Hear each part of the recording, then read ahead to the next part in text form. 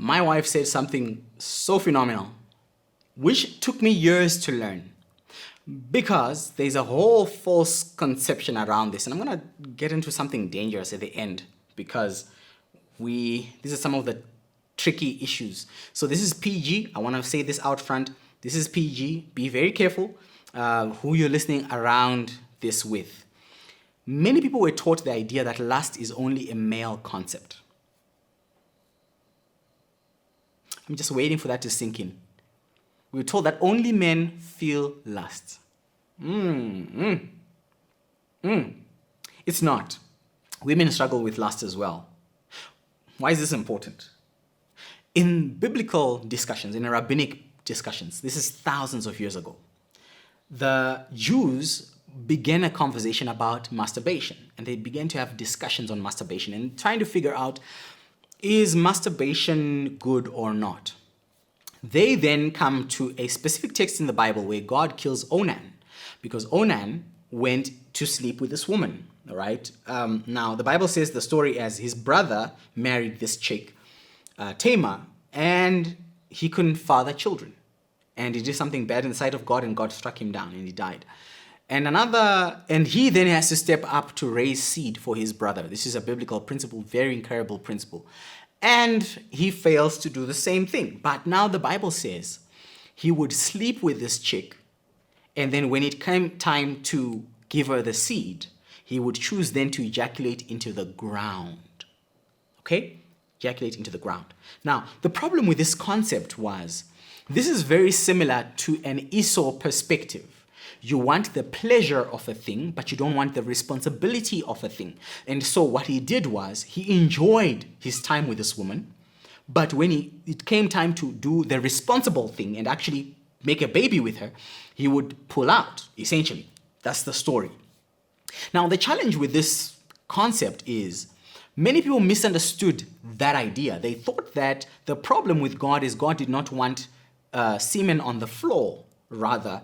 But, and again, from a revelatory perspective, this is me, if I was preaching to you, I would remind you of the book of Genesis, where God cursed the ground for the sake of man. But he says to man, listen, your redemption will come through the seed that the woman must carry. At that time, Adam then discovered, wait a minute, this is not just a woman, right? Her name before that was not Eve. Her name was woman, right? Her name was woman. After that day, Adam realized, wait a minute, so my child is coming from this woman, so she will become Eve. Eve means the mother of all. So at that moment, the name of this person that was with Adam changed from woman to Eve because of the revelation of the seed. The promise of God was going to come through the seed. Onan disregarded the promise of God in the woman, and he chose to put his seed in the cursed ground. That's why God killed him. But in any way, the discussions I had, and in the discussion that they have, they then determined, a bunch of men determined that masturbation is wrong because it means you must put seed in the ground, and putting seed in the ground was frowned upon by God. So for that reason, it is wrong in the sense that it is committed by putting seed other than where it's supposed to be, which is in the woman. The problem is that conversation did not account for the question, what about when a woman masturbates? That never came up.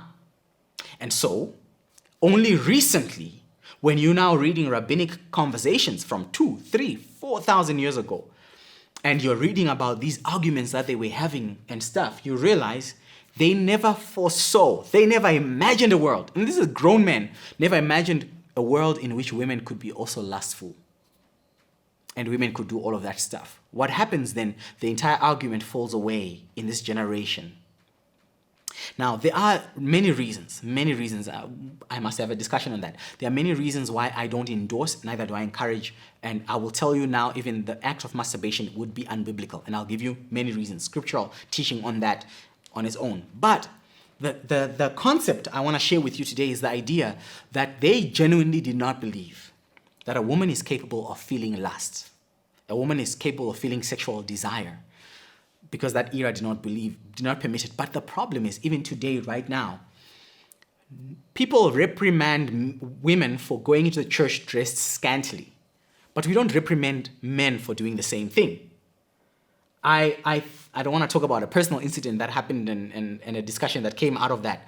But my wife reminds me all the time to say there are certain things that men do that cause women to feel lust. And there has to be there has to be a consistent standard in holding both genders accountable when it comes to causing feelings of lust for another person. I don't know if we're ready for those kinds of conversations, though.